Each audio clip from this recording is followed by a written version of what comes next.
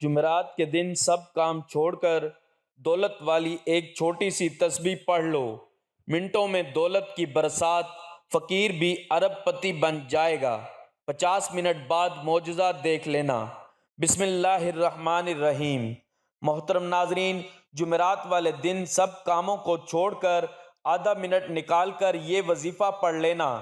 آپ لوگ یقین کریں یا نہ کریں، جو وظیفہ آپ کو اس ویڈیو میں بتانے لگا ہوں، یہ ایسا مجرب وظیفہ ہے، یہ ایسا خاص وظیفہ ہے کہ اس وظیفے کو کئی لوگ پڑھ کے کامیاب ہو چکے ہیں۔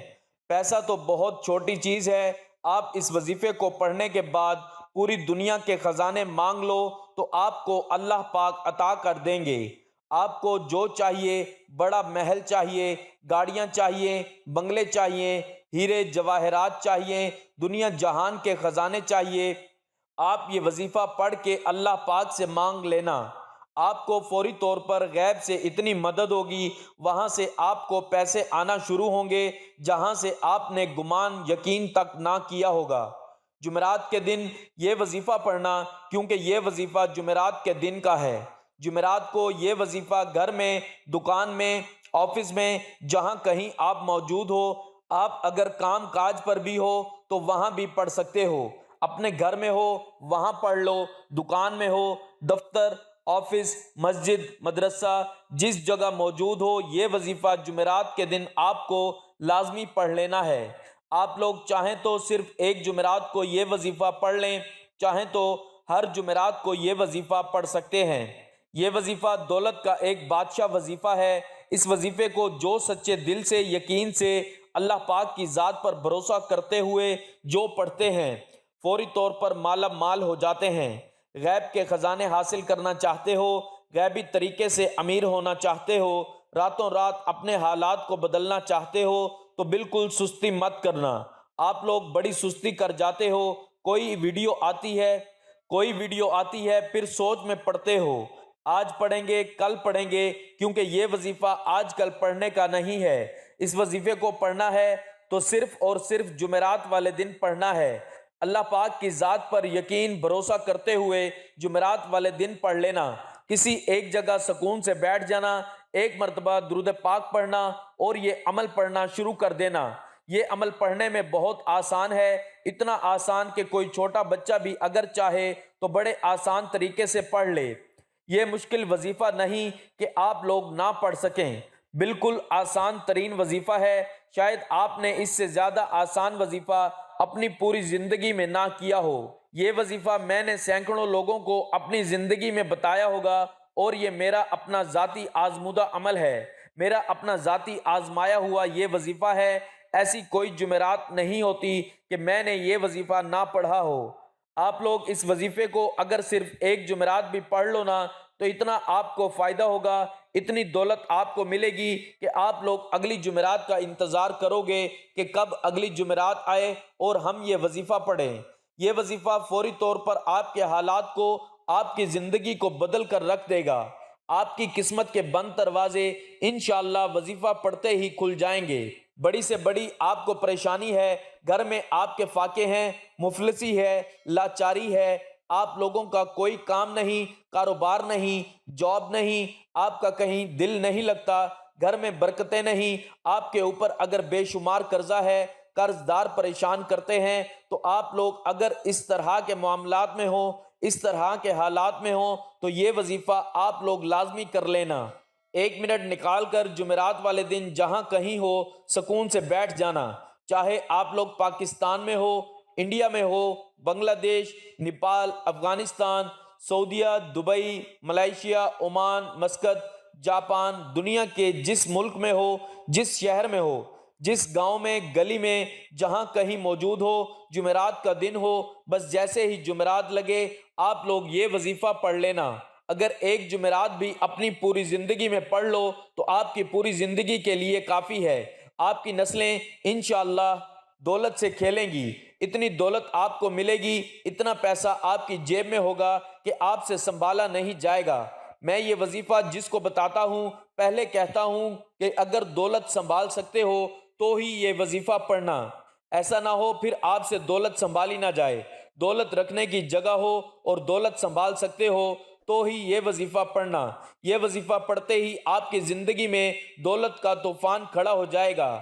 ناظرین، آج ہر انسان پریشان ہے، کسی کو جانی پریشانی ہے تو کسی کو مالی، کسی کو منصب کی پریشانی ہے تو کسی کو عزت آبرو کی، امیر اپنی کوٹھی میں پریشان تو غریب جھونپڑی میں، کوئی روزگار اور حالات سے نالاں ہے تو کوئی عزیز و اقارب اور دوست و احباب سے شاکی۔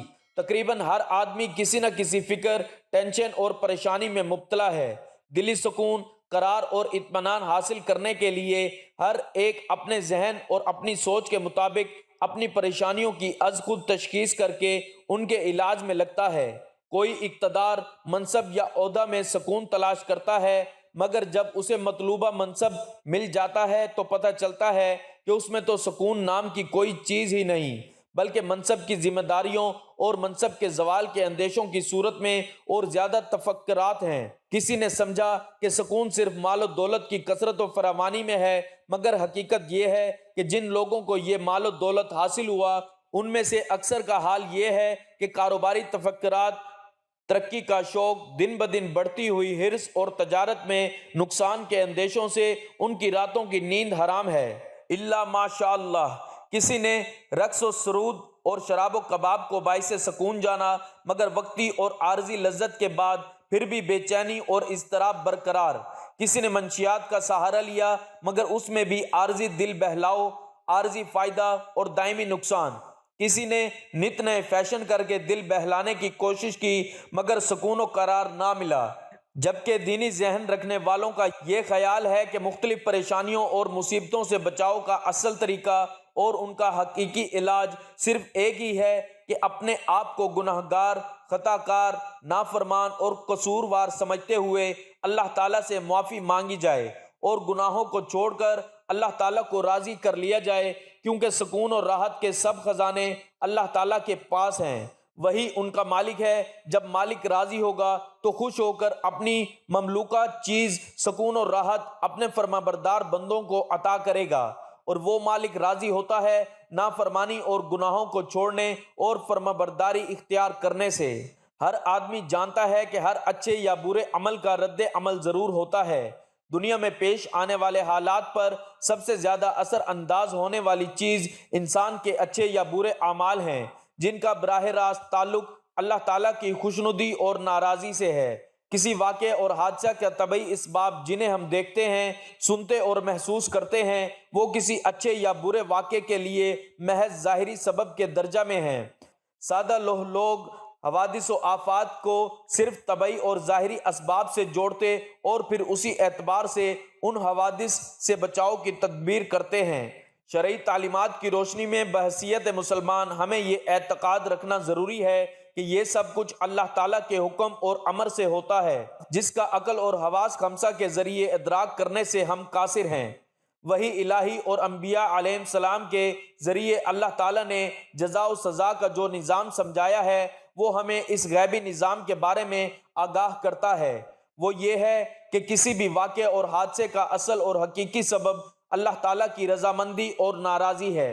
اللہ تعالیٰ نے حالات کو خواہ اچھے ہوں یا برے انسانی اعمال سے جوڑا اور وابستہ فرمایا ہے، چنانچہ انسان کے نیک و بد اعمال کی نوعیت کے اعتبار سے احوال مرتب ہوتے ہیں۔ صحت و مرض، نفع و نقصان، کامیابی و ناکامی، خوشی و غمی، بارش و خشک سالی، مہنگائی و ارزانی، بد امنی و دہشت گردی، وبائی امراض، زلزلہ، طوفان، سیلاب وغیرہ، یہ سب ہمارے نیک و بد اعمال کا ہی نتیجہ ہیں۔ بالفاظ دیگر، ان سب احوال کے ظاہری اسباب کچھ بھی ہوں، مگر حقیقی اسباب ہمارے نیک و بد اعمال ہوتے ہیں۔ اسی طرح کے خوفناک اور عبرت انگیز واقعات، خواہ انفرادی ہوں یا اجتماعی، دراصل اللہ تعالیٰ کی طرف سے الارم اور تنبیہ ہوتے ہیں، تاکہ انسان اپنے اعمال کا محاسبہ کرے اور کوئی تنبیہ اس کے غفلت شعار دل کو جنبش دینے میں کامیاب ہو جائے۔ جب بھی میں کہتا ہوں اے اللہ میرا حال دیکھم دیکھ، ہوتا ہے کہ اپنا نامہ اعمال دیکھ۔ دنیا میں پیش آمدہ اچھے یا برے واقعات سے حاصل ہونے والا انسانی تجربہ بھی اسی پر شاہد ہے کہ بہت سارے لوگوں اور قوموں پر اللہ تعالیٰ کی نافرمانی کی وجہ سے دنیا میں ہی مختلف قسم کے عذاب آئے ہیں۔ مثلاً کوئی مسخ کیا گیا، کوئی زمین میں دھنسا گیا، کوئی دریا میں غرق کیا گیا، کوئی طوفان کی نظر ہوا، ان تباہ شدہ اقوام کی بستیوں کے کھنڈرات آج بھی اس حقیقت پر دال ہیں کہ نافرمانی سبب پریشانی ہے۔ اللہ تعالیٰ نے قرآن مجید اور حضور صلی اللہ علیہ وآلہ وسلم نے احادیث مبارکہ میں اعمال حسب نوع تاثیرات کو جیسی کرنی ویسی بھرنی کے بامصداق مختلف پہلوؤں اور طریقوں سے بیان فرمایا ہے۔ امت کو بدعملیوں کے برے نتائج سے آگاہ فرما کر اعمال کی اصلاح کا حکم دیا ہے۔ چنانچہ یہ مضمون قرآن کریم کی دسیوں آیات اور حضور صلی اللہ علیہ وآلہ وسلم کی سینکڑوں احادیث سے صراحتاً ثابت ہے۔ اللہ تعالیٰ کا ارشاد ہے، ترجمہ: جو کوئی نیک کام کرے گا، خواہ مرد ہو یا عورت، بشرط ہے کہ صاحب ایمان ہو، تو ہم اسے پاکیزہ یعنی عمدہ زندگی دیں گے۔ آیت میں اللہ تعالیٰ کا فرمان ہے کہ نیکی پرسکون زندگی کا سبب ہے۔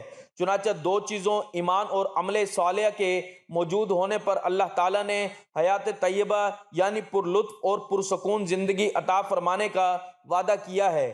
عام آدمی بھی یہ آیت پڑھ کے یہ نتیجہ نکال سکتا ہے کہ ایمان اور اعمال صالحہ نہ ہو یا کوئی ایک نہ ہو تو حیات طیبہ یعنی پرسکون زندگی نصیب نہ ہوگی، بلکہ پریشان زندگی نصیب ہوگی۔ اس لیے ہمیں دولت کے ساتھ ساتھ اللہ تعالیٰ سے نیک اعمال کرنے کی بھی دعا کرنی چاہیے تاکہ ہماری دنیا اور آخرت دونوں سنور جائیں۔ تو ناظرین، وقت کی نزاکت کو مد نظر رکھتے ہوئے اب وظیفے کی جانب چلتے ہیں۔ آپ تمام لوگ جمعرات والے دن 1 منٹ ایسا نکالنا کہ اس 1 منٹ میں کوئی آپ کو تنگ نہ کرے، کوئی آپ کو آواز نہ دے۔ 1 مرتبہ درود پاک پڑھ لینا۔ اب جو وظائف بتانے لگا ہوں وہ فوراً پڑھنا شروع کر دینا۔ 1 مرتبہ درود شریف پڑھ لینا، کوئی سا بھی درود ابراہیمی پڑھ لو، صلی اللہ علیہ وآلہ وسلم، صلی اللہ علی محمد پڑھ لو۔ آپ چاہو تو جمعرات والے دن کسی وقت کی نماز کے بعد بھی یہ وظیفہ، یہ عمل پڑھ سکتے ہو۔ چاہے آپ لوگ فجر کے بعد پڑھ لو، ظہر کے بعد پڑھ لو، عصر، مغرب یا عشاء کی نماز کے بعد پڑھ لو، کوئی بھی وقت کی نماز کے بعد آپ لوگ یہ وظیفہ پڑھ سکتے ہو۔ کوئی پابندی نہیں، جمعرات کے دن کی پابندی ہے، جگہ کی، وقت کی کوئی پابندی نہیں۔ جب آپ کا دل کرے صبح اٹھو جمعرات والے دن فوراً یہ وظیفہ چاہو تو اس وقت پڑھ لو، شام میں پڑھ لو، سوتے وقت پڑھ لو، جب آپ کا دل کرے جمعرات کا دن ہو۔ سب سے پہلے سکون سے بیٹھ جانا، 1 مرتبہ درود پاک پڑھنا، کوئی سا بھی درود ابراہیمی پڑھ لو یا صلی اللہ علیہ وآلہ وسلم پڑھ لو، صلی اللہ علی محمد پڑھ لو، جو درود پاک آپ کو پڑھنا ہو۔ ایک بار درود پاک پڑھ کے یہ وظیفہ، یہ عمل آپ کو شروع کر دینا ہے۔ 1 مرتبہ میرے ساتھ بھی درود پاک پڑھ لیں تاکہ ثواب ہو۔ اللہم صلی علی محمد وعلی آل محمد کما صلیت علی ابراہیم وعلی آل ابراہیم انک حمید مجید۔ اللہم بارک علی محمد وعلی آل محمد کما بارکت علی ابراہیم وعلی آل ابراہیم انک حمید مجید۔ درود پاک پڑھنے کے فوراً بعد آپ لوگوں کو فوری طور پر جو وظیفہ، سب سے پہلے نمبر پر جو وظیفہ پڑھنا ہے، یہ بڑا ہی طاقتور وظیفہ ہے۔ یہ سمجھ لیں دولت کا ایک بادشاہ وظیفہ ہے۔ اپنے ہاتھوں میں تسبیح پکڑ لینا، تسبیح نہ ہو تو سیدھے ہاتھ پر سب سے پہلے اچھی طرح کاؤنٹ کرتے ہوئے پڑھ لینا ہے۔ جو وظیفہ آپ لوگوں کو اپنی سکرین پر دکھ رہا ہے، یا واسع یا واسع یا واسع، 1 سیکنڈ آپ لوگوں کے لیے اس عمل کو سمجھنے کے لیے بہت ضروری ہے۔ تو براہ کرم ہاتھ جوڑ کر گزارش کرتا ہوں کہ 1 سیکنڈ کی بھی ویڈیو سکپ مت کرنا، نہیں تو عمل کرنے بیٹھو گے کمی بیشی کر جاؤ گے تو پھر مجھے مت کہنا۔ ایک ایک بات، ایک ایک پوائنٹ آپ لوگ سمجھیے گا، کون سا وظیفہ کتنی ترتیب سے کس طرح پڑھنا ہے۔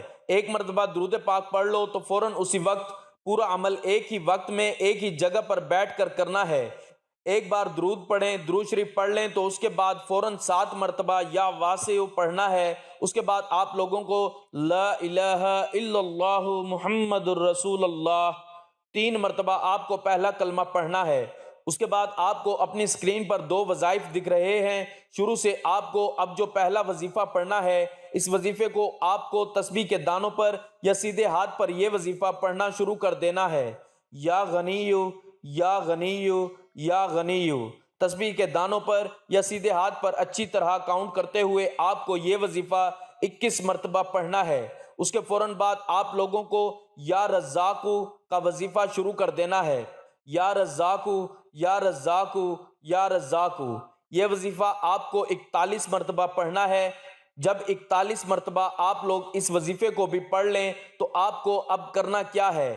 ایک مرتبہ درود پاک پڑھنا ہے، جو درود پاک آپ نے وظیفہ شروع کرتے وقت پڑھا تھا، درود پاک پڑھ لیں تو اس کے بعد آپ اپنے ہاتھ اٹھا کر اللہ پاک سے اپنی حاجتوں کے لیے، اپنی پریشانیوں کے لیے دعا مانگ لینی ہے۔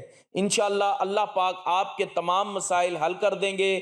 ناظرین، گزارش ہے کہ اللہ تعالیٰ کے 99 ناموں میں سے کوئی ایک نام کمنٹ میں لکھ کر ضرور شیئر کریں۔ اللہ تعالیٰ ہم سب کا حامی و ناصر ہو، آمین۔